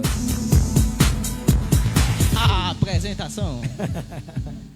Papo de profeta. Ei, assim, qual o conselho tu daria para os jovens que estão querendo namorar? Esse tipo de coisa, assim. Porque eu já sou casado, eu não tenho mais aquela... Malandro. Ah, Mas assim, qual o conselho que tu daria em termos de se apressar, ou então não querer? Alguém que se frustrou e não quer, ou alguém que tá apressado demais e tá entendendo? isso. Mas só um pouquinho. Conheço muitos, assim. Ó, pelo menos eu. Como falei, eu cresci nesse ambiente de meu pai pregando. E como ele era líder da família, muitas vezes ele ia dar palestra para jovens. Namoro, noivado, casamento. Ouvi muito, eu cresci nesse ambiente. Desde pequeno eu ouvi as palestras. E aí, conselho pro jovem que quer namorar é... procure alguém do seu nível. Qual é o nível? O nível espiritual, primeiramente. Se você quer almejar, como eu, ser pastor, chegar a cargos ministeriais, você também tem que procurar uma jovem Que almeja, né? que almeja Engajar também na obra. liderança, que almeja também chegar a postos altos na igreja, né? E também um nível falando intelectual, né? Porque não adianta, no caso, uma moça que quer cursar faculdade e procurar um jovem que não quer cursar. Porque a moça vai ficar focada nos estudos e o rapaz vai ficar focado em outra coisa, No videogame. né? Talvez alguma coisa, videogame, vai ficar desfocado. Aí o que vai acontecer? Pois é, a moça ela vai precisar de um apoio de uma pessoa que estuda, de uma pessoa que tem sequência, que estuda, que tá ali pegando, vê conteúdo. Aí ela olha pro rapaz e o rapaz não tem uma vida de estudo, né? Aí como é que ela vai pedir um conselho, ou vai pedir um apoio a um rapaz desse que simplesmente também não tá no rojão de estudos? Tem que estar no mesmo esquema, né? Tem que estar... Ele tá no mesmo rojão, os dois. Massa. É famoso o mesmo barco, né? Não adianta tu assinar pro barco que tá no outro rio, né? Ei, me diz uma coisa. Tem que remar para a mesma direção, né? Mesma direção, os dois. Diz uma coisa. Esse critério tu estabeleceu para tua vida pessoal? Sim. Como é... Digamos que aqui tem uma varoa Vixe. que tem esse mesmo perfil que tu. Estuda, dedicada, ama a obra, quer se engajar, talvez é filha de pastor, não sei. Eu tô aqui, né? É hipoteticamente, eu tô falando aqui, é hipótese. Então vamos lá. Qual o teu critério, o critério do Áquila? O que é que tu busca na mulher? Tu agora, você. Os meus dois critérios é o nível espiritual que eu falo, né? Ser crente, congregada, membro da igreja, aquela mulher realmente que está assídua na igreja, né? Que vai nos cultos realmente, que almeja esse lado ministerial, subir também no ministério. Não ser somente aquela que... Alguém pra dividir um grande amor. Ela tá cantando já. Pois é, aí é isso, né, que você precisa. Porque a menina, porque a moça, ela tem que almejar. Porque quando no caso, imagina que o rapaz vai assumir a igreja, né? E a moça não quer. Eu me lembro que teve um episódio quando eu fazia parte da igreja lá, onde eu cresci praticamente, que teve uma hora que teve que mudar de pastor. Por quê? Porque a esposa decidiu não ir mais para a igreja. A esposa do pastor decidiu não ir mais para a igreja. Vou te fazer uma pergunta já, mas pode terminar. Aí acabou Aí o pastor acabou sendo tirado porque a esposa disse: se tu for pra igreja, dirigir aquela igreja, a gente se separa. Aí ele teve que largar a igreja pra ficar com a esposa. Foi, né? Áquila, me diz uma coisa. Áquila, me diz uma coisa. Áquila, aqui, sinceridade. Pai. Fala. Sinceridade. Só um cara presença. Com certeza. Bom partido, filho de pastor, crente, lavado e remédio do sangue de Jesus. Estudioso pra caramba. Boa pinta. Me diz uma coisa, cara. Com certeza, em uma dessas, né, lideranças do teu pai em congregações, já teve alguém que tu se namorou, já olhou assim, já deu as encaradas, já teve já? Encarada sim. Tu assim, tipo namorou assim, não. Cara, quem Encarada sabe? sim. Quem sabe essa moça aí? Não, apesar de não ter namorado, você ficou assim, ó. Cara, quem sabe?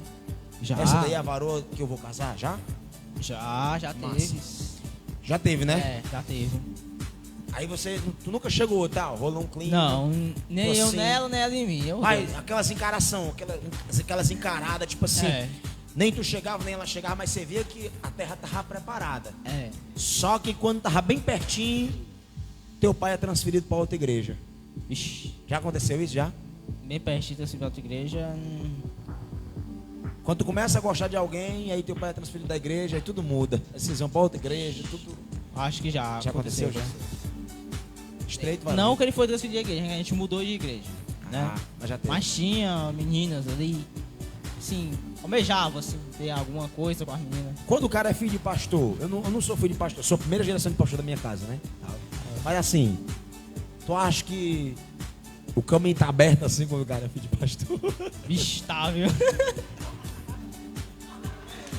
E o É pior... porque assim, né, ó. Não, tu A sabe... galera olha assim, mano, ó, quando você exerce uma liderança na igreja, os olhos estão todos pra você, mano. Tu acha que quando você é filho de pastor, apesar de ter essa pressão, tem essa... Não, olha ali, o filho de pastor é crente, né?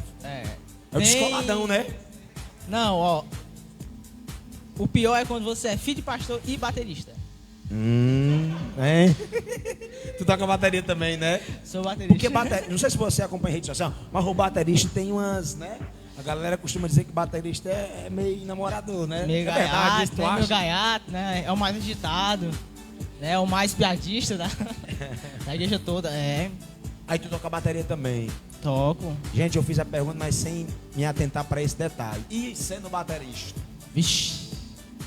Primeiro o baterista é quase o exemplo das crianças, né? Porque o cara tá tocando, as crianças ficam tudo impregnadas.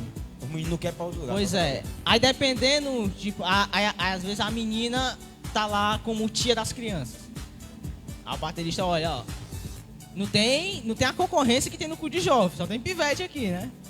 Vou descer a mão na bateria porque a tia tá olhando. Aí o cara desce a mão na bateria, as crianças se alegram, a tia também fica alegre e começa a olhar pro baterista. É uma tática que os bateristas usam hoje. Tá vendo? Ó, quem tá falando é um baterista, viu? É um baterista. É, Valdo. Edivaldo, aí vai. Aí vai. Benção, né? Não. Graças a Deus a conversa está sendo muito proveitosa pro Isaac acolá, né? Né, Isaac? Mas assim, hoje você é auxiliar Sim. da igreja, né? Só isso já muda muito. Pronto. Essa é a minha pergunta. Como é, além de ser filho do pastor, ser levantado pelo pastor que é seu pai, auxiliar, né? Eita. E ser baterista sendo filho do pastor, né? E a responsabilidade, porque sendo filho já tem mais esta cobrança. E agora sendo auxiliar da palavra, né? Quem não conhece, né, sabe que na Assembleia de Deus o primeiro passo ministerial é como auxiliar da palavra. E assim Auxiliar. vai galgando os casos mais. Como é ser levantado para ser auxiliar, né? Essa pressão, né? Auxiliar da palavra e sendo filho do próprio pastor que ele levantou. Realmente é. Será que não tem esse nome negócio de o pessoal chama? Ixi, rapaz, isso aí é nepotismo, né? Não, eu conheço muitos filhos de pastores que têm praticamente a minha idade ou mais velho que eu, que nunca quiseram. Aí é você querer. Eu me lembro que eu nem tinha dito pro meu pai que eu queria subir para auxiliar. Mas eu tinha posto no meu coração. Não, acho que eu vou chegar para ele, pedir para subir para auxiliar, né? Aí eu me lembro que pouco tempo depois meu pai chegou e disse, ó, arruma tua roupa aí de obreiro, porque no domingo tu vai subir para auxiliar. Eu falei isso lá para uma quarta-feira. Aí eu corri, né, para arrumar minha roupa. Aí, e foi justamente no dia dos pais. Ele me consagrou ao obreiro no dia dos pais, né? Legal, cara. Que apresentasse, né? Foi aí que começou o mistério. Já tem praticamente 2 anos. Tu tá com 2 anos que tu foi levantado auxiliar, separado, né, no caso? Sim, separado auxiliar. Me diz uma coisa, tu espiritualizando mesmo, tu acha que... Assim, vou falar por mim. Eu quero te ouvir, mas quando você é separado para um ministério assim, para algo na igreja, e há uma imposição de mãos, há uma oração específica, ali é uma consagração, na verdade. É. Então, ali não tem como não espiritualizar, não. Ali já parte para a esfera espiritual, de consagração. Deus já está ali chancelando, assinando tudo, confirmando, testificando, né? E até a chamada do camarada mesmo. Tu notou que depois do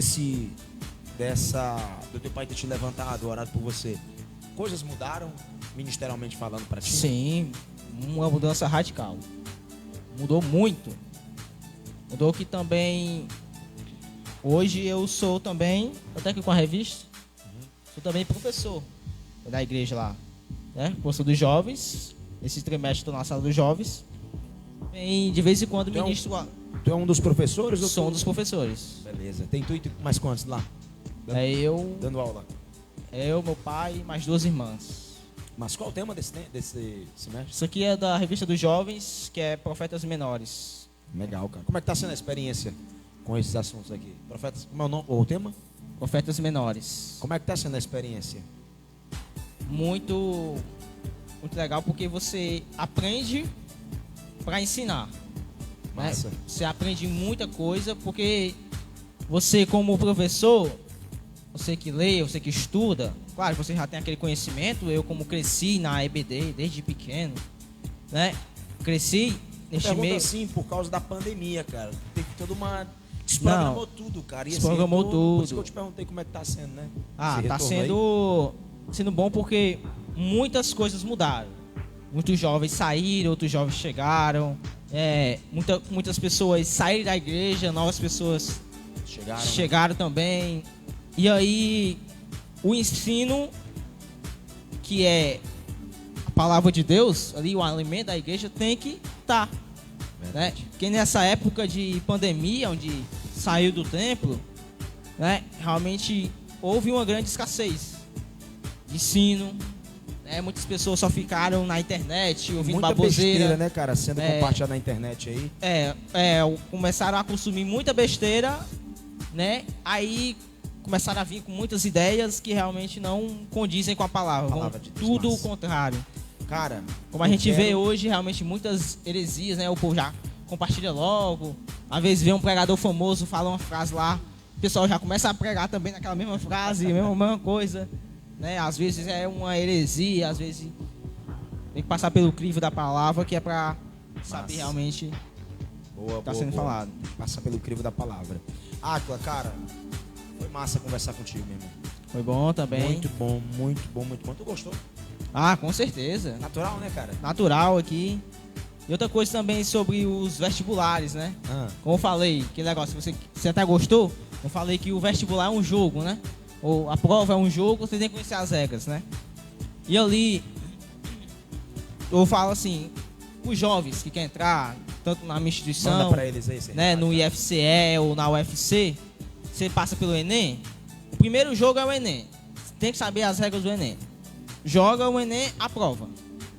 Aí vai vir o segundo jogo, que é o jogo do SISU. Beleza. Né? Que é o SISU que decide quem passa. A gente fala, passou no Enem. Né? Não, no Enem todo mundo passa, todo mundo faz a prova do Enem. Né? É só fazer a prova. Agora, você vai pegar a sua nota e vai usar na faculdade que você quer entrar lá. Você vai competir com alguém que também quer entrar no mesmo, tá competindo na vaga, né? É como se você fizesse o seu currículo, né? O Enem é como você montasse seu currículo lá e dissesse assim, ó, esse aqui é o meu currículo. Vê aí se eu consigo entrar nessa vaga. Aí pronto. Eu me lembro que no SISU, que é mais difícil, né? Porque realmente onde todo mundo entra, não é todo mundo que faz o Enem, mas para quem realmente quer entrar na faculdade. Aí o Enem vira outro jogo. E aí é um jogo, meu irmão, de paciência. E para quem não tem paciência, vira uma angústia. Eu me lembro que eu fiquei, na parte onde eu passei, eu fiquei em primeiro até, se não me engano, foi da segunda-feira até a sexta-feira, não foi?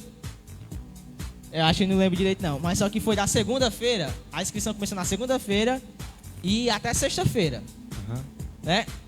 E ali a gente se inscreveu, as notas de corte, tudo mais. E aí a gente continuou, deu na sexta-feira, veio a notícia que foi estendido mais 2 dias. Aí eu, eita, meu Deus do céu, é agora que eu caio fora, né? E aí, foi estendido mais 2 dias e tome peleja, meu irmão. Tome peleja. Aí foi que eu consegui a aprovação, né, na faculdade onde eu faço, o IFCE, Engenharia das Comunicações. Também na minha segunda opção, a minha nota, é claro, né, que eu não entrei porque eu entrei no IFCE, mas eu também estava sendo aprovado em bacharelado em matemática, na UFC também estava. E pouco tempo depois saiu a notícia da UES, né, que também estava sendo aprovado. Então naquele ano eu passei nas três, né, nas 2 federais e na estadual. Irmão, não se engane não, viu? Se engane com essa cabecinha aqui não, mas aqui tem conhecimento, cálculo, que você não faz nem ideia. Não, e eu me lembro que antes de eu conseguir essas aprovações, eu orei a Deus assim, ó, eu quero passar nessas faculdades, que é, primeiro, para me ser um exemplo, Legal. Uma pessoa que veio da favela, que cresceu, Massa.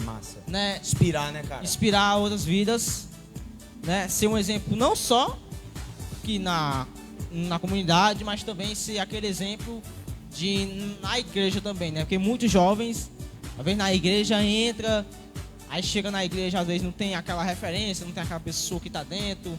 A galera acha que ser crente é só buscar fogo, poder evangelizar, mas é possível vincular tudo isso a uma vida disciplinada, a ser uma Isso. bênção nos estudos, né, cara? Pois Uma é. coisa não tá atrelada à outra, não anula a outra, né, cara? É. Isso é bacana. E uma das coisas mais difíceis é você ficar conciliando esses dois. Equilibrar, né, cara? Equilibrar o Como estudo. foi pra tu equilibrar o estudo com a vida ministerial? Essa é a última pergunta pra gente finalizar. Eita, aí é que Como é pra tu esse desafio? Conciliar vida ministerial, porque você toca na igreja, é filho de pastor, e não deixar a desejar nos estudos.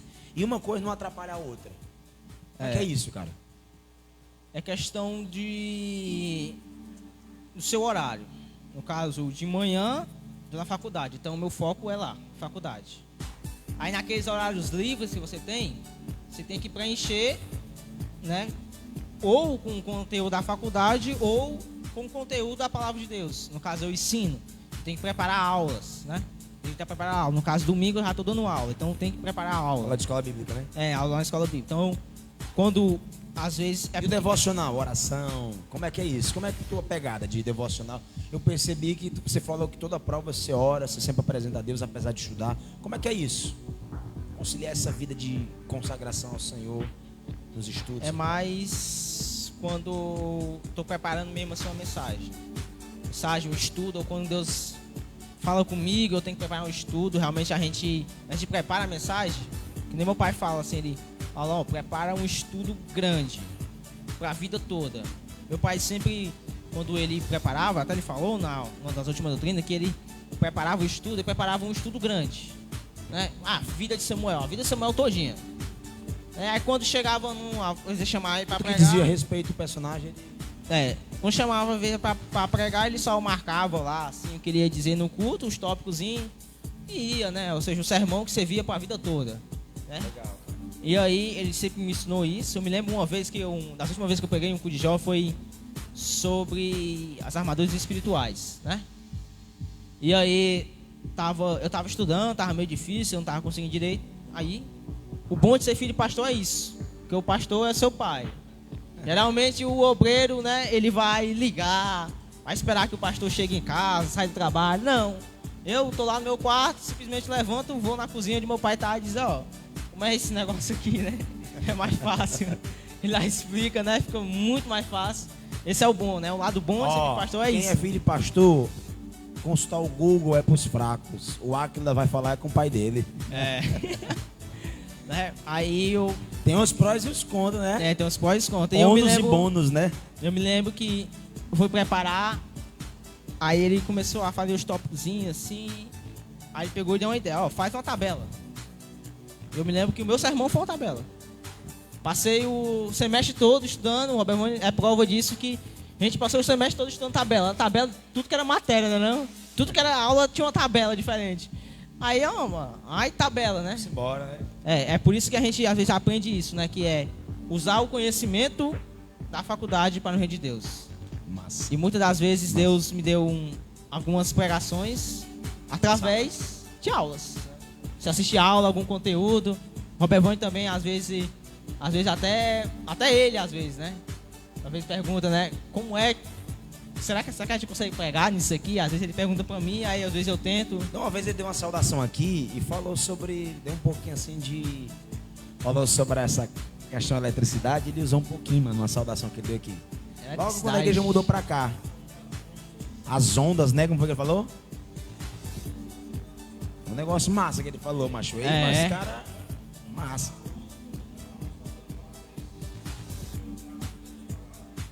Amém. Quem é o Manuel Barroso? É Manuel ou é Manuel? É Manuel Barroso, conhece?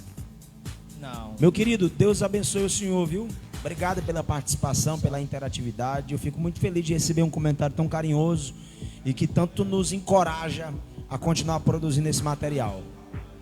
Pastor Jadson, um forte abraço, meu amigo. Deus te abençoe muito, viu? Beijo no coração. E eu já quero agradecer, meu brother. Obrigado, Bem. cara, viu? Massa, meu irmão. Massa. Cara, foi o... Cada papo de profeta tem sido mais surpreendente. Nenhum está sendo igual ao outro. Todos têm sido especiais. Mas hoje teve uma quebra de paradigma, né, gente? A gente falou sobre muita coisa legal. Hoje eu tô aqui com um cara que, apesar de ser filho de pastor, de viu que as pressões ministeriais que seu pai já atravessou, é um cara que almeja ser pastor um dia. Ele cursa engenharia de telecomunicações, entrou na faculdade focado e não quer, sabe, não é um cara frustrado com o ministério. Ele sonha em ser pastor e usa a engenharia da comunicação, o curso que ele ama de paixão, com a intenção de usar isso em benefício para o avanço do reino de Deus. Cara, parabéns. Eu queria que vocês aplaudissem ao Senhor pela vida do Áquila. Deus abençoe, meu irmão, viu? Isso é massa.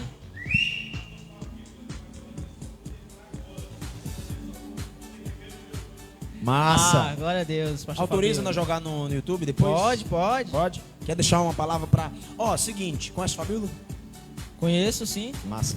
Cara, o que é que a gente faz aqui, Áquila? A gente deixa o nosso convidado liberar uma palavra para as pessoas que estão acompanhando nossa live. E em seguida o nosso convidado ora e a gente finaliza a live. Beleza, cara? Pode deixar uma palavra para a galera? Pode. Show? Então fica de pé aí. Ele vai subir aqui a ring light e você vai deixar uma palavra para a galera aí, em nome de Jesus. Encorajando essa galera aí a não desacreditar, a sonhar com força mesmo e a correr atrás. Glória a Deus. Por aqui. Paz do Senhor a todos vocês que estão aí na live, que acompanharam, estão agora aqui encerrando. E eu quero deixar a seguinte mensagem para vocês, que se encontra na carta de Paulo aos Filipenses, capítulo de número 2 e o versículo 15.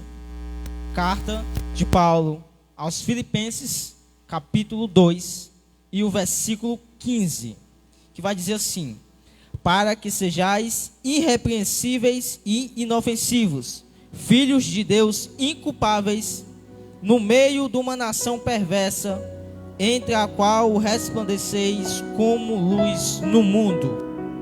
Então você aí, seja filho de um líder, seja que você não tenha seus pais na igreja, no mundo em que vivemos, no meio dessa geração onde se comemora a liberdade, uma liberdade falsa, que não tem, uma liberdade baseada na escravidão do pecado. Essa geração vai a todo custo te provar que eles vivem uma liberdade e ela não existe. Os prazeres deste mundo só vão levar você a passos largos para o inferno. E você, como cristão, você tem que ser como José, você tem que ser como foi Samuel, como foi Daniel, como foi os amigos de Daniel, Ananias, Misael, Azarias. Samuel cresceu dentro da casa de Deus, mas mesmo dentro da casa de Deus, ele viu exemplos de líderes, de filhos de líderes que não viviam no caminho da luz. Ele viu Ófines e Finéias fazer atrocidades em comparação ao que Deus queria que ele fizesse. Eles eram maus exemplos. Assim como também José, que foi tentado, José que foi acusado, José que foi preso, mas mesmo sendo preso, acusado, ele resplandeceu como luz. Samuel crescendo naquele ministério que Deus havia colocado para ele, no meio daquela nação, no meio daqueles sacerdotes que não condiziam com a palavra de Deus, que eram corruptos, Deus fez de Samuel um grande exemplo. Assim como foi Daniel na Babilônia, os amigos de Daniel chegou na Babilônia para ser um jovem prodígio, foi levado para o palácio e logo foi colocado para ele uma missão de se preparar para o encontro com o rei. E ali foi postos comidas, gorduras, porém aquelas gorduras eram consagradas antes aos deuses. E ali Daniel, Ananias, Misael, Azarias colocaram em seu coração não se contaminar com aquela comida e resplandeceram como luz naquele local diante do rei. E Daniel, mais uma vez, diante da sua visão, quando salvou seus amigos e todo o conselho de sábios, e também mais na frente, quando profetizou, foi sempre resplandecendo como luz. E também na cova dos leões, ele também foi resplandecente. Daniel foi aquele grande exemplo que mesmo que Deus te leve para locais longe de sua terra, longe do seu habitat natural, com outra língua, outra cultura, talvez você possa entrar em algum curso em outro estado e lá você vai se deparar com outros costumes, mas mesmo lá, mesmo em outro estado, mesmo em outro país, em outra cidade, em outra cultura, Deus quer que você resplandeça como luz. A mesma luz que resplandece no Japão é a mesma luz que resplandece no Brasil, é a mesma luz que resplandece nos Estados Unidos, na Europa, na África, na Oceania. Por quê? Porque nós somos luz no mundo, porque Jesus disse, nós somos luz. E os jovens devem ter um coração incorruptível. De tudo o que você deve guardar, guarde o seu coração. Guarde seu coração da fofoca, da mentira, da vanglória, do orgulho, de tudo aquilo que te deixa longe de Deus. E é isso que eu quero deixar. No meio dessa nação perversa, você tem que ser incorruptível. A sua vida, as suas palavras devem andarem em convergência, devem andarem no mesmo caminho, porque Deus vai te abençoar, porque todas as coisas cooperam para o bem daqueles que amam a Deus. Amém? Agora vamos orar no Senhor Jesus. Deus santo, Deus amado, te agradecemos, Senhor, por este momento. Ó Pai querido, eu sei, ó Pai querido, que não foi um culto, ó Pai querido, como de costume, mas foi, ó Pai querido, aquela exposição de vida, de exemplo, de testemunho, a qual o Senhor, ó Pai querido, tem sempre me dado, ó Pai querido, forças para vencer as adversidades, ser luz, ó Pai querido, na minha faculdade, ser luz no meu ministério, ser luz, ó Pai querido, em todos os lugares onde eu passei, aonde eu passo e aonde eu passarei. Assim como também o Senhor é comigo, eu quero que o Senhor seja na vida de cada um que está assistindo essa live, aqueles que vão assistir no YouTube, também, ó Pai querido, que o Senhor venha resplandecer. Eu faço aquela oração, Senhor, que Davi fez: venha ser minha luz e ilumina as minhas trevas. Senhor Deus, seja, ó Pai querido, a nossa espada que sai quebrando o caminho. Eu sei que o Senhor luta as nossas guerras por nós, e eu sei que o Senhor ilumina a nossa vida, e que a nossa trajetória venha estar baseada na Tua palavra, e que a Tua luz, ó Deus santo e Deus amado, venha resplandecer em nossa vida a cada dia mais, aonde passarmos, que o mundo não venha apagar a nossa luz, mas que nós venhamos iluminar a vida de cada uma das pessoas a qual entrar em contato com a gente, a qual precisar ser iluminado pela Tua palavra. Nós venhamos ser o exemplo, a influência e não os influenciados. É o que te pedimos, ó Deus santo e amado, e por intermédio do nome do Teu Filho Jesus te agradecemos. Amém.